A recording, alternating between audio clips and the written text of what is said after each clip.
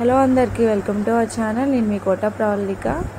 ఈరోజు ఎంతో healthy and tasty morning బ్రేక్ఫాస్ట్లోకి నేను చనా మసాలా కర్రీ అయితే చేస్తాను. దీనికి కావాల్సిన ఇంగ్రీడియంట్స్, దీని ప్రిపరేషన్ చూసే ముందు మన ఛానల్ ఎవరైనా కొత్తగా చూసినట్టయితే సబ్స్క్రైబ్ చేసుకోండి, లైక్ చేయండి, షేర్ చేయండి, కామెంట్ చేయండి. లైక్ కంపల్సరీ చేయండి. మీలాంటి ఇంకొంతమందికి నా వీడియో అనేది రీచ్ అయ్యింది, అందుకని లైక్ చేయమంటున్నాను. ముందుగా స్టవ్ వెలిగించి బాండీ పెట్టి ఒక 3-4 టేబుల్స్ వరకు ఆయిల్ అనేది యాడ్ చేసుకోండి. 1 టేబుల్ స్పూన్ జీరా యాడ్ చేసుకోండి. అలాగే సన్నగా కట్ చేసిన ఆనియన్స్ అండ్ పచ్చిమిర్చి అండ్ కరివేపాకు కూడా ఇలాగా దీంట్లో వేసేసుకొని మంచిగా ఫ్రై చేసేసుకోండి. మంచి గోల్డ్ కలర్ వచ్చే వరకు నీట్గా వేయించేసుకోండి.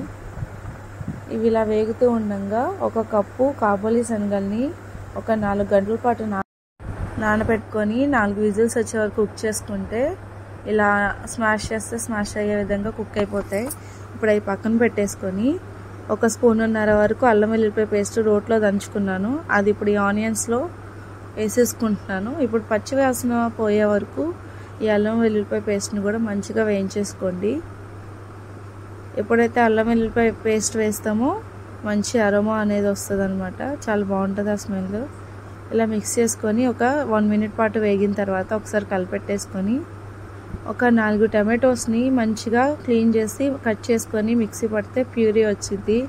ఆ ప్యూరీని దీంట్లో వేసేసుకోవాలి. ఇలా వేసుకొని మంచిగా ఒకసారి కలిపెట్టేసుకొని పచ్చివాసన పోయే వరకు మంచిగా వేయించేసుకోండి. ఈ టమాటా ప్యూరీ కూడా మంచిగా వేగిపోవాలి, ఎక్కడ పచ్చి అనేది ఉండకూడదు. ఇలా మంచిగా బబుల్స్ వచ్చి వేగిన తర్వాత దీంట్లోకి చనా వేసేసుకోవాలి. కాబోలి శనగలు ఇలా వేసేసుకొని మంచిగా కలిపేసుకోండి. నేను ఇప్పుడే వేస్తున్నాను, ఎందుకంటే మనం వేసిన ఇంగ్రీడియంట్స్ అన్నీ ఈ చనాకి పట్టేసి టేస్ట్ అనేది వస్తుంది అనమాట. అందుకనే నేను ఇప్పుడే యాడ్ చేసేసాను. దీంట్లోకి చిటికెడు పసుపు, తగినంత కారం వేసుకొని అలాగే 1 స్పూను గరం మసాలా కూడా యాడ్ చేశాను. రుచికి సరిపడా సాల్ట్ కూడా యాడ్ చేసి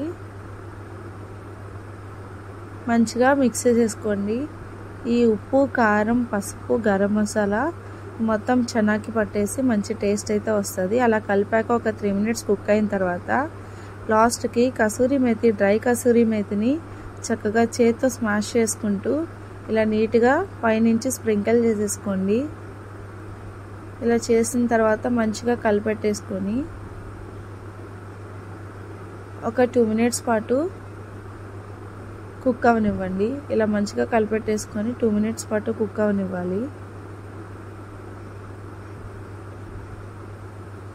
ఇప్పుడు దీంట్లోకి ఇందాక మనం మిక్సీ పట్టిన వాటర్ ఉంది కదా, ఆ మిక్సీ జార్లో వాటర్ పోసి ఆ వాటర్ని దీంట్లో యాడ్ చేసేసి మంచిగా కలిపెట్టేసి ఒక 2 నిమిషాల పాటు మంచిగా కుక్ చేసేస్తే మన మార్నింగ్ బ్రేక్ఫాస్ట్లోకి ఎంతో టేస్టీ అయిన చనా మసాలా కర్రీ అయితే రెడీ అయిపోద్ది.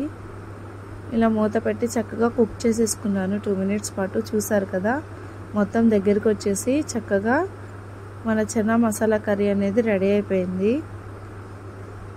ఇప్పుడు మంచిగా ఈవెన్గా కలిపేసుకొని పైనుంచి కొత్తిమీరని చల్లుకోండి, లేదా స్ప్రింగ్ ఆనియన్స్ అయినా చల్లుకోవచ్చు. నేనైతే కొత్తిమీర యాడ్ చేస్తున్నాను. ఇలా కొత్తిమీర యాడ్ చేశాక మంచిగా కలిపెట్టేసుకొని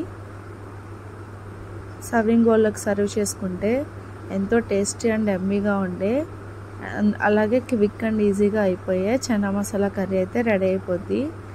మీకు ఎలా అనిపించింది నా వీడియో అండ్ నా రెసిపీ? మీకు నచ్చితే కామెంట్ సెక్షన్లో కామెంట్ చేయండి, అలాగే ట్రై చేయండి. దీన్నైతే నేను మార్నింగ్ బ్రేక్ఫాస్ట్లో 2 beetroot chapati and 1 cup of chana masala curry and beetroot జ్యూస్తో నేనైతే మార్నింగ్ బ్రేక్ఫాస్ట్లో ఇలా తీసుకున్నాను. మీరు కూడా ట్రై చేసి మీకు ఎలా అనిపించిందో